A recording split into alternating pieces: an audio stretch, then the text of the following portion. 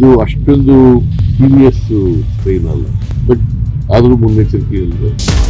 ನೀವು ಮಾಡಿಲ್ಲ, ಕೇಂದ್ರ ಸರ್ಕಾರದಿಂದ ಏನು ಬಂದಿಲ್ಲ ನಮಗೆ ಇವತ್ತು, ಬಟ್ ಎಚ್ಚರಿಕೆಯಿಂದ ಸರ್, ನಿನ್ನೆ ಕೋವಿಡ್ ಸಭೆ ಮಾಡಿದ್ರಿ, ಕೆಲವು ಸೂಚನೆಗಳನ್ನ ಆರೋಗ್ಯ ಇಲಾಖೆ ಕೊಟ್ಟಿದ್ದೀರಿ. ಹೌದು, ನಿನ್ನೆ ಆರೋಗ್ಯ ಇಲಾಖೆ ಮತ್ತೆ ವೈದ್ಯಕೀಯ ಶಿಕ್ಷಣ ಇಲಾಖೆ ಅಧಿಕಾರಿಗಳು ಮತ್ತು ಟಾಸ್ಕ್ ಫೋರ್ಸ್ ಅಧಿಕಾರಿಗಳು ಅವ್ರ ಜೊತೆ ಎಲ್ಲ ಮೀಟಿಂಗ್ ಮಾಡಿದ್ದೀನಿ. ಕೆಲವು ಮುನ್ನೆಚ್ಚರಿಕೆ ಕ್ರಮಗಳನ್ನು ತಗೋಬೇಕು ಅಂತ ಹೇಳಿದ್ದೀನಿ. ಎಲ್ಲಕ್ಕೂ ಪ್ರಿಪೇರ್ ಆಗಿರ್ಬೇಕು. ಯಾವತ್ತೂ ವೆಂಟಿಲೇಟರ್ ತೊಂದರೆ ಇರ್ಬೋದು, ಆಕ್ಸಿಜನ್ ತೊಂದರೆ ಇರ್ಬೋದು, ತೊಂದರೆ ಇರ್ಬೋದು, ಯಾವಕ್ಕೂ ತೊಂದರೆ ಇತ್ತು, ಮತ್ತೆ ವಾರ್ಡ್ಗಳಿಗೆ ತೊಂದರೆ ಇರಬಾರ್ದು. ಅದನ್ನು ಖಾತ್ರಿ ಮಾಡ್ಕೊಳ್ತಕ್ಕಂಥ ಕೆಲಸವನ್ನು ಮಾಡಬೇಕು. ಸೊ ಈಗ ಸುಮಾರು 65 ಕೇಸ್ಗಳಿದ್ದಾವೆ, 80 ಆಗಿದ್ದಾವೆ. ಇದು ಅಷ್ಟೊಂದು ಸೀರಿಯಸ್ ಸ್ಟ್ರೈನ್ ಅಲ್ಲ,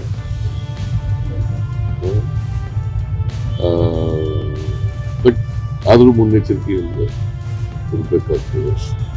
ಮತ್ತು ಮಕ್ಕಳಿಗೆ ಇನ್ನೊಂದು ಹೇಳಿದ್ದೀವಿ, ಯಾರಿಗೆ ನೆಗಡಿ ಬರ್ತದೆ, ಕೆಮ್ಮು ಬರ್ತದೆ, ಜ್ವರ ಬರ್ತದೆ, ಅವ್ರು ಯಾರು ಶಾಲೆಗೆ ಕಳಿಸ್ಬೇಡಿ ಅಂತ. ಮತ್ತು ವಯಸ್ಸಾದವ್ರು ಇದ್ದಾರಲ್ಲ, ಮಲ್ಟಿ ಆರ್ಗನ್ ಫೇಲರ್ ಆಗಿರೋರು, ವಯಸ್ಸಾಗಿರೋರು, ಬೇರೆ ಬೇರೆ ಕಾಯಿಲೆಗಳು ತುತ್ತಾಗಿರ್ತಕ್ಕಂಥವ್ರು, ಅವರು ಮಾಸ್ಕನ್ನು ಧರಿಸ್ತಕ್ಕಂಥದ್ದು ಅತ್ಯಂತ ಅಗತ್ಯ. ನೀವು ಕೂಡ ಮಾಸ್ಕ್ ಧರಿಸಿ.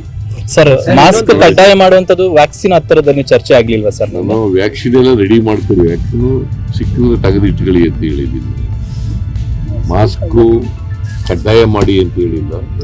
ಯಾರಿಗೆ ವಯಸ್ಸಾಗಿರೋರಿದ್ದಾರೆ, ಯಾರು ಕಾಯಿಲೆಗಳಿಂದ ನರಳ್ತಾ ಇದ್ದಾರೆ, ಯಾರು ಕಿಡ್ನಿ ಡಿಸೀಸ್ಗಳು ನರಳ್ತಾ ಇದ್ದಾರೆ, ಹಾರ್ಟ್ ಡಿಸೀಸ್ಗಳಿದ್ದಾವೆ, ಅಂಥವರೆಲ್ಲ ಹಾಕಳಿ ಅಂತ. ಸರ್, ವಿದೇಶ ಪ್ರಯಾಣ ಮಾಡಿದವರು ಅವರು ಸ್ವಲ್ಪ ನಿಗಾ ಇಡಬೇಕು ಅಂತ.